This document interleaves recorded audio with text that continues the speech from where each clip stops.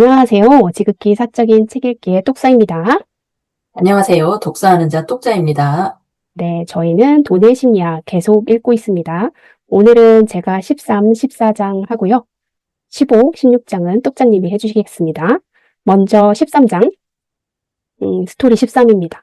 안전마진 하겠습니다.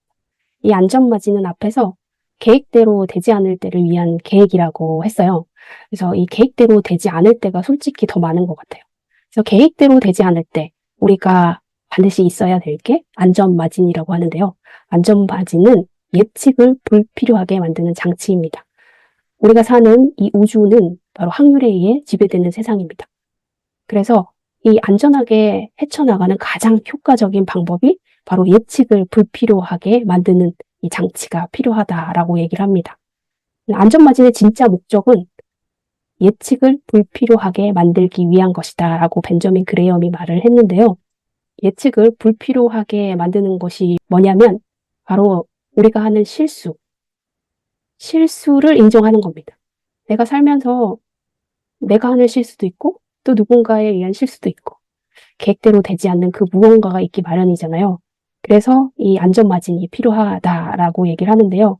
보시면 현금을 가진 사람의 우위입니다. 그 현금을 가져야 된다는 거예요. 실수를 인정하고 현금을 가져야 된다는 건데 이 현금이라는 안전마진을 확보한 사람은 시장이 폭락했을 때 강제로 매도할 필요가 없다. 이는 보수적인 대비책이 아니라 남들이 패닉에 빠졌을 때 정상적으로 내가 사고를 해서 정상적으로 행동할 수 있게 만드는 공격적인 우위다라고 얘기를 하고 있습니다. 그리고 레버리지를 사용하지 말래요. 안전마진은 현금이고 레버리지를 사용하지 않는 거래요. 너무나 당연한 얘기죠. 그런데 이 당연한 걸 우리가 못 지켜서 얘기를 하는 것 같아요. 우리가 일반적으로 내가 이거를 마칠 확률이 95%라고 하면 그 게임에 응하는 것이 맞다라고 생각을 하잖아요. 그러면 반대로 생각하면 내가 이 게임에서 질 확률이 5%라는 거잖아요. 그 5%의 확률로 내가 게임에 져서 파산할 위험이 있다면 그거는 감수할 가치가 없는 리스크라고 얘기를 합니다. 그런데 레버리지가 바로 이런 리스크라고 얘기를 합니다. 파산할 위협이 있는 레버리지는 절대로 사용하면 안 된다고 얘기를 하고요. 여기서 앞에서 이제 95%의 확률로 내가 마칠 확률이 있고 틀릴 확률이 5%라면 언젠가는 불리할 경우를 경험할 거라는 뜻이고 만약에 그 대가가 파산이라면 95%로 내가 이긴다고 한들 아무런 의미가 없다는 겁니다. 잘못된 5% 확률로 내가 죽을 수도 있는 거니까요. 그리고 단일 실패점 제거인데요. 단일 실패점은 이제 내가 한 가지에 너무 의존하고 있으면 그 한 가지가 부러지면 나는 실패한다는 거예요. 그래서 한 가지에 의존해서는 안 된다는 거고 그 한 가지의 실패점을 제거해야 한다고 얘기를 합니다. 대표적인 예가 바로 월급 의존 위험인데요. 오직 월급에만 의존하며 저축이 없는 상태가 바로 이 단일 실패점의 대표적인 예입니다. 그래서 우리는 회사에서 내가 정말 잘못돼서 잘리게 되면 나의 삶을 유지할 수가 없잖아요. 그래서 저축을 해서 만약에 그런 일이 있어도 나의 삶을 계속 유지할 수 있는 상태를 만들어야 된다는 거고요. 이런 부러질 수 있는 모든 것은 언젠가 부러지기 마련이래요. 그래서 한 가지에만 의존하면 안 된다는 거죠. 월급에만 의존하지 말고 용도 없는 저축을 많이 늘리라고 여기서는 막 얘기를 합니다. 구체적인 지출 목표가 없더라도 무조건 저축을 많이 해야 한대요. 이렇게 상상할 수 없는 리스크가 닥쳤을 때 이 저축이 바로 나의 삶을 지탱해줄 방패막이 돼줄 수 있기 때문이라고 얘기를 합니다. 이제 앞에서 계속 얘기했던 안전마진을 구축하는 세 가지 방법인데요. 여유 있는 현금, 그리고 기대 수익률을 낮게 잡는 것. 여기에서는 모건 하우절은 자기는 역사적인 평균 수익률보다 더 낮게 수익률을 잡고 저축을 한대요. 그 저축액을 상당히 높게 가져가는 거죠. 그리고 심리적인 회복 탄력성인데요. 자산 가치가 하락해도 평정심을 유지할 수 있게 포트폴리오를 다양하게 만든다고 합니다. 그래서 어떤 자산이 떨어져도 다른 거는 또 올라 있으니까 내가 심리적으로 어느 정도 평정심을 유지할 수 있다라고 얘기를 합니다. 낙관적 비관론인데요. 아무튼 이 모건 하우절은 자신의 자산은 우상향할 거라고 얘기를 해요. 그렇게 생각하기 때문에 자기를 낙관적이라고 표현을 하는데요. 그런데 이 역사적 평균보단 자기는 3분의 1 정도 낮게 수익률을 계산한대요. 그래서 비관론이라는 말을 붙였더라고요. 낙관적 비관론에 의해서 자기는 안전마진을 적용해서 자산을 확보한다고 합니다. 이 평생 미래 수익률을 평균보다 3분의 1 낮게 가정해서 더 많은 안전자산을 확보한대요. 이분은 저축이익이 엄청 많은 것 같아요. 이분이 얘기하는 거를 들어보면 오해할 수 있는 부분이 많아요. 예를 들어 현금을 많이 보유하라라고 얘기를 하잖아요. 이 현금을 많이 보유하라라는 의미는 요즘 같은 시기에 특히나 주식이 이렇게 많이 오르는 시기에 현금을 보유하는 건 수익을 깎아먹는 일이잖아요. 그렇게 볼 수 있는데 나중에 만약에 폭락장이 왔을 때 현금이 없다면 갑자기 떨어진 자산을 줍줍할 수 있는 기회가 없는 거죠. 그래서 이 현금을 보유함으로써 폭락장에 내가 기회로 만드는 실탄을 제공할 수 있다라고 생각하면 되고요. 그리고 레버리지를 사용하지 말라고 하잖아요. 그런데 레버리지 없이 큰 자산을 일구는 거는 거의 불가능하다라고 우리가 일반적으로 생각을 하잖아요. 그런데 이분은 아까도 얘기했지만 이 레버리지는 파산의 가능성을 여는 작복장치라고 얘기를 하고 있습니다. 그리고 저축의 목표는 우리는 어떤 특정 자산이나 특정 목표를 위해서 저축을 한다라고 생각을 하는데 이분은 예측 불가능한 미래를 위해서 많은 저축을 하라라고 얘기를 하고 있습니다. 그리고 우리는 미래를 어느 정도 예측할 수 있다라고 생각해서 투자를 하고 베팅을 하는데 이분은 미래는 알 수 없기 때문에 이런 안전마진, 현금을 가져가야 한다라고 얘기를 하고 있어요. 그래서 어떤 게 맞는 건지 모르겠지만 그래도 이분이 얘기하는 거는 진실인 면도 있고요. 너무 이거를 고지고대로 다 믿을 필요는 없지만 확실히 이거를 알고는 있는 상태에서 레버리지를 사용하든지 해야 될 것 같다는 생각은 듭니다. 그리고 이분이 계속 주장하고 강조하는 게 용도 없는 저축. 이게 바로 자유를 위한 가장 강력한 툴이라고 계속 얘기를 하고 있어요. 내 시간을 마음대로 쓸 수 있는 내가 하고 싶은 일을 원하는 때 할 수 있게 만드는 게 바로 이 용도 없는 저축이라고 얘기를 합니다. 그래서 무엇보다 파산하면 안 되기 때문에 이 살아남아야지만 복리의 마법을 계속 누릴 수 있기 때문에 레버리지의 위험 그리고 저축을 많이 가져가라고 얘기를 하고 있습니다. 그리고 14장 과거의 나, 미래의 나 이거를 한 줄로 얘기하면 장기 계획이 그토록 어려운 이유입니다. 바로 내가 달라서 그래요. 과거의 나와 미래의 나가 다르기 때문에 장기 계획이 어렵다라고 얘기를 하는데요. 변하는 것은 리스크가 아니라 인간의 욕망이라고 얘기를 하는데요. 상황이 변하고 목표가 변하고 내가 변한다면 금융 계획은 어떻게 지속되어야 하는가라고 근본적으로 질문을 던집니다. 우리가 변화를 가속 평가한대요. 우리는 과거에 내가 얼마나 많이 변했는지는 잘 알지만 향후 미래에 내가 얼마나 많이 변할지에 대해서는 과속 평가한다라고 얘기를 합니다. 18세의 목표와 68세의 욕망은 다를 수밖에 없습니다. 그래서 미래의 내가 무엇을 원할지 모른다는 사실을 인정해야 한다라고 얘기를 하는데요. 그래서 이 장기 계획, 금융 계획이 어렵다라고 얘기를 합니다. 그런데 우리 복리의 마법을 누리기 위해서는 중단하면 안 되거든요. 나의 금융 계획은 길게 가져가야 돼요. 찰리 멍거가 이렇게 얘기를 했습니다. 복리의 첫 번째 규칙은 절대 불필요하게 중단하지 않는 것입니다. 라고. 그래서 인생의 목표가 계속 바뀐다면 이를 지키기란 매우 어렵다고 얘기를 합니다. 인생의 목표가 자주 바뀌면 당연히 내가 계획했던 금융계획, 저축도 중간중간에 바뀌면서 깨잖아요, 자꾸. 있는 돈도 막 써버리고, 집 산다고 모았던 나의 연금, 이런 거 다 깨잖아요.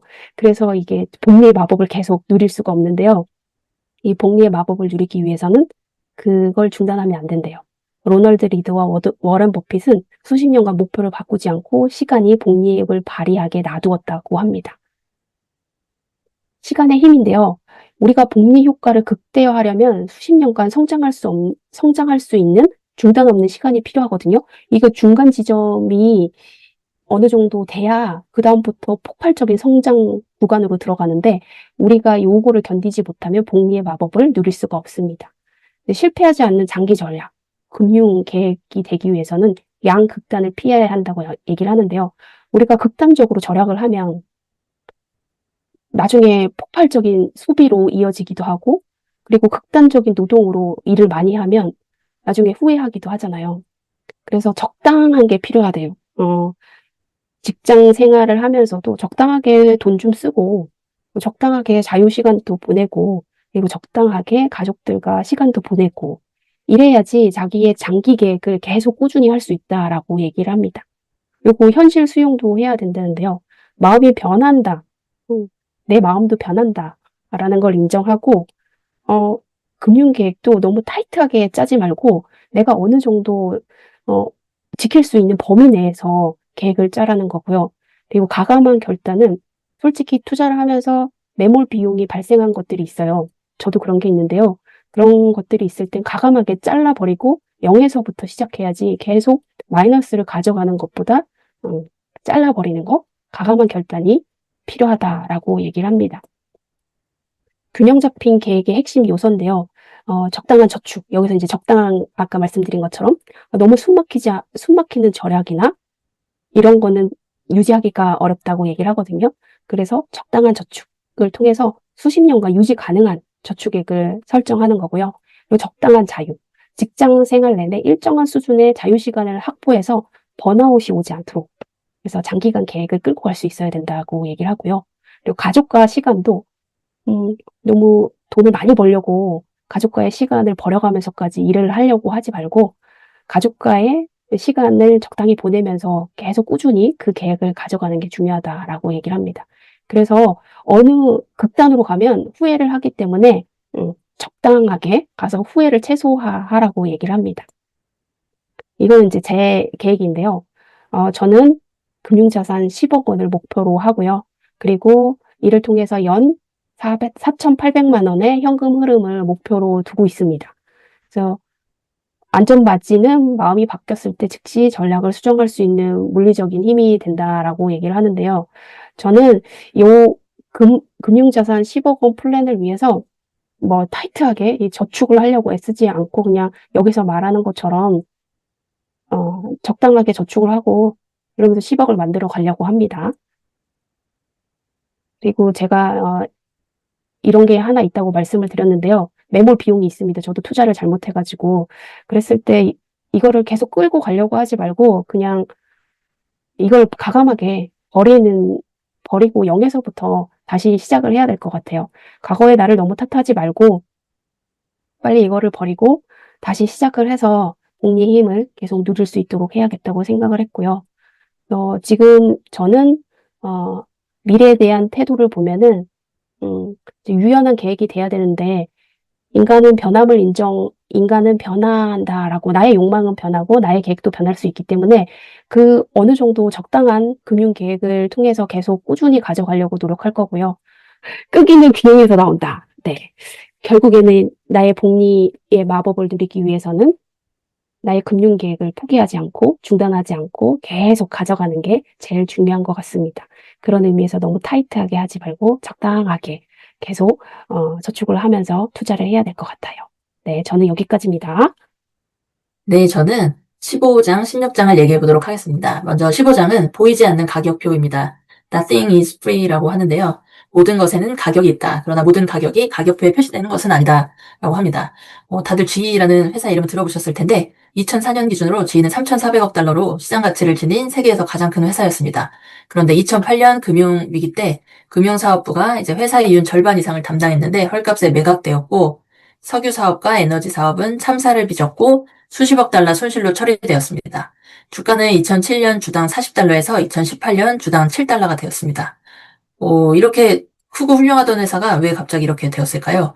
여기에 2001년부터 회사를 운영해온 CEO는 제프 이멜트였는데 이렇게 주가가 많이 떨어져서 비난을 받았고 2017년도에 사임을 하면서 뭐든 밖에서 보면 쉬워 보이는 법이죠라는 말을 했다고 합니다. 왜 이런 말을 했을까요? GE 하면 떠오르는 그 경영자로 잭 웰치 CEO가 있을 텐데요. 이분이 회계 조작을 통해서 일관성과 예측 가능성을 확보했다고 합니다. 그래서 잭 웰치 CEO가 있었던 시절의 GE는 항상 기대보다 더 높은 수익과 성과를 보여주었고 이게 유지가 되었는데 이게 다 회계의 조작으로 방어해 오고 있던 일이라고 합니다. 그래서 매머드급 손실을 10년간 경험을 했고 이제 제프 이멜트 CEO가 취임하고 난 다음부터 이제 이런 회계 조작으로 인한 효과들이 나오기 시작했던 거죠. 그래서 이걸 보면 대부분의 일은 이론상으로 볼 때보다 실제로 해보면 더 어렵다. 때로 우리가 자만하는 탓도 있지만 더 큰 원인은 우리가 성공의 대가를 잘 알아보지 못해 그 값을 제대로 치르지 못하기 때문이다라고 합니다. 우리가 보통 볼 때 이제 누군가의 성공을 보면 결과만 보기 때문에 과정이나 그 사람이 어떤 대가를 치렀는지를 잘 모르게 마련인데요. 여기에 대해서 이야기하고 있습니다. 2018년까지 50년 동안 S&P 500 지수는 119배 상승했다고 합니다. 이걸 보면 주식을 장기 보유하라라는 말이 맞아 보이죠. 이게 너무 당연한 일이라 장기 보유할 수 있을 것 같지만 실제로 눈앞에서 주식 가격이 붕괴하고 있을 때 유지하고 버티는 일은 참 어려운 일입니다. 이렇게 성공적인 투자를 하기 위해서는 대가가 따라붙는데요. 그 대가는 변동성, 공포, 의심, 불확실성, 후회로 지불해야 합니다. 저도 주식 투자를 좀 하면서 생각을 한 건데, 이렇게 그냥 장기 우상향 한다는 건 알고 있지만, 금액이 계속 꾸준히 일정 부분 오르면 뭐 보유하는데 어려움이 없을 것 같지만, 뭐 여러 가지 사건으로 갑자기 폭락했을 때 그걸 계속 버티는 거는 참 어려운 일인 것 같습니다. 사람들은 자동차나 주택, 음식, 휴가 같은 경우에 해당하는 대가는 기꺼이 지불을 하지만 훌륭한 투자 수익의 대가를 지불하는 것은 피하려 하는 경향이 있습니다. 왜냐하면 이 투자 수익의 대가가 시장 변동성이기 때문인데요. 이걸 사람들이 보고 약간 벌금처럼 인식을 합니다. 근데 시장에서 변동성과 불확실성이라는 수수료는 높은 수익률을 얻기 위한 입장료고 수익률의 대가인 시장 수수료는 지불할 가치가 있다고 스스로 설득해야 된다고 합니다.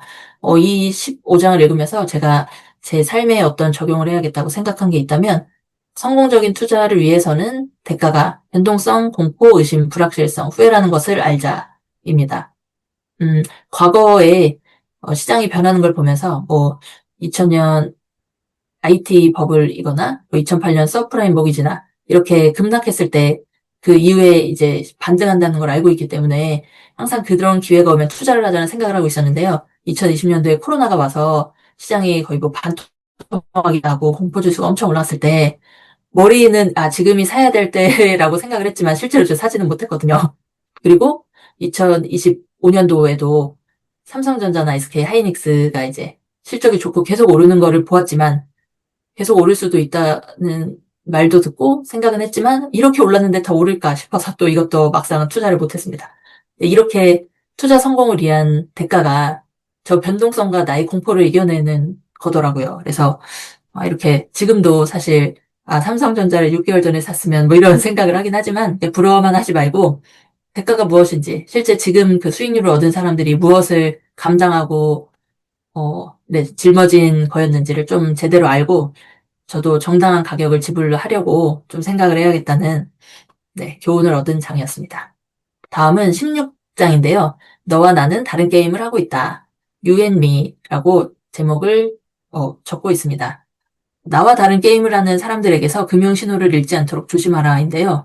2000년대 초반 닷컴 버블이 붕괴되었고 2008년에 주택시장 거품이 꺼졌을 때 탐욕이 지배하는 세상이었죠. 그때는. 이렇게 경제 거품은 지나서 결과는 알지만 원인과 책임에 대한 의견은 일치하지 않습니다. 24년에 미국 주식이 계속 오를 때도 버블이라는 의견이 꽤 많이 있었어요. 그래서 저도 워렌 버핏도 현금을 많이 가지고 있다라든지 다른 유명한 투자가들이 이 직원 좀 너무 많이 오른 것 같다라고 하는 거에 좀 그런가 하고 동의를 하고 이제 투자를 막상 많이 하지는 못했는데 여기서 모건하우젤이 이유를 제시하는 게 있습니다. 투자자들은 자신도 모르게 나와 다른 게임을 하는 투자자로부터 신호를 읽는다라는 건데요. 자산에는 단일한 합리적 가격이 있다는 생각이 나쁜 개념이라고 합니다. 이 얘기를 하는 이유가 데이 트레이더와 1년을 보고 투자하는 사람과 10년, 30년을 투자 주기로 보는 사람은 가격을 다르게 평가할 수 있겠죠. 예를 들어서 엔비디아가 최근 1, 2년 동안 되게 많이 올랐는데요. 데이 트레이더 입장에서는 그냥 올랐을 때 팔면 되니까 그러고 30년을 보는 사람은 이 회사의 가치에 대해서 평가를 했겠죠. 이렇게 또 금융시장은 철칙이 하나 있는데 돈은 끝까지 투자 수익률을 쫓아간다는 겁니다. 그래서 어느 자산이 탄력, 이제 모멘텀이라고 부르는 게 붙으면 단기 투자자들을 끌어들이고 투자자들이 단기 수익률을 끌어올리면 더 많은 투자자가 모여들고 거래량이 신기록을 하고 투자자들이 하루 안에 사고 팔 때 벌어지는 현상이라고 합니다.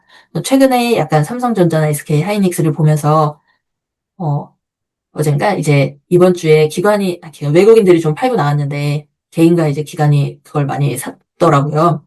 그래서 이렇게 단기로 보는 사람과 장기로 보는 사람은 이제 의사결정이 달라질 수밖에 없다는 거고요.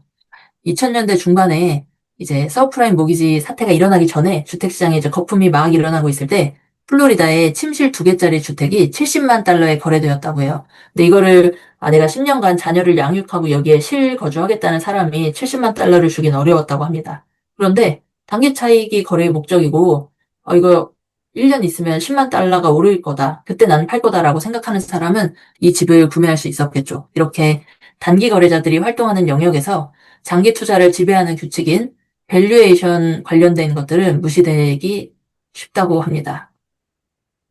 그래서 이 부분을 읽으면서 내가 지금 사람들이 막 오른다고 어떤 종목에 달려갈 때 그 주식의 실제 가치, 밸류를 평가하는 게 아니고 그냥 뉴스에 따라서 가면 이렇게 딱 올라갔을 때 누군가는 팔고 수익을 얻었지만 뒤에 산 사람은 이제 고점에 물리고 계속 이걸 보유하거나 손해를 볼 수도 있으니까 이런 걸 좀 알아야겠다라는 생각을 했고요. 또 선진국 같은 경우에 소비자 지출의 많은 부분이 사회적으로 결정된다고 합니다. 내가 동경하는 사람들의 영향을 교모에 받아서 이걸 소비하는 건데요. 남들이 자동차, 주택, 옷, 휴가에 얼마를 쓰는지는 우리가 볼 수 있는데 그들의 목표와 걱정, 포부가 무엇인지는 볼 수 없고 실제 그 사람이 가지고 있는 부는 우리가 파악하기가 좀 어렵고 소비로 사용하는 것만 좀 볼 수가 있는 거죠. 그래서 예를 들어서 로펌의 파트너 변호사가 되고 싶은 젊은 변호사는 로펌의 파트너 변호사가 롤 모델이겠죠. 그 사람은 당연히 잘 차려입고 좋은 집과 자동차와 그런 모습을 보고 이제 이걸 따라할 텐데 모건하우젤 같은 작가는 외관이 다르고 외관은 사실 별로 신경을 안 쓰니까 이런 차이가 있습니다. 근데 중요한 건 우리가 이렇게 서로 다른 게임을 하고 있다는 것을 아는 것이 중요합니다. 그래서 스스로에게 물어보라고 하는데요. 내가 30년을 내다보고 있는지 아니면 10년 내에 현금화할 계획인지 아니면 1년 내에 팔 것인지 데이 트레이더인지 이런 내 투자에 대한 질문에 대답을 하면서부터 투자가 시작되어야 된다고 합니다. 그래서 제가 이 16장을 읽으면서 저한테 적용해야지 하고 생각했던 거는 저는 단기로 투자하는 건 아니거든요. 그래서 30년을 바라보고 이제 은퇴를 하게 되면 그 이후에 쓸 수 있는 현금 흐름을 이 투자에서 얻고 싶은 것인데 그러면 당장 내년에 경기 침체가 예상된다거나 지금 전쟁이 나서 주가가 오르내린다든지 이런 거에 관심을 크게 기울이는 것보다는 그냥 30년 장기 계획에 대한 목표를 세우고 거기 목표를 위해서 그냥 천천히 꾸준히 나아가는 것이 중요한 것 같습니다. 그래서 제가 생각하는 이 투자 기간에 맞는 은퇴 계획을 제대로 세우고 주변의 소음에 흔들리지 않고 좀 투자를 해야겠다는 생각을 한 부분이었습니다. 여기까지가 이제 속사님과 제가 읽은 부분이고요. 네, 오늘은 여기까지 하겠습니다. 다음에 또 뵙겠습니다. 감사합니다.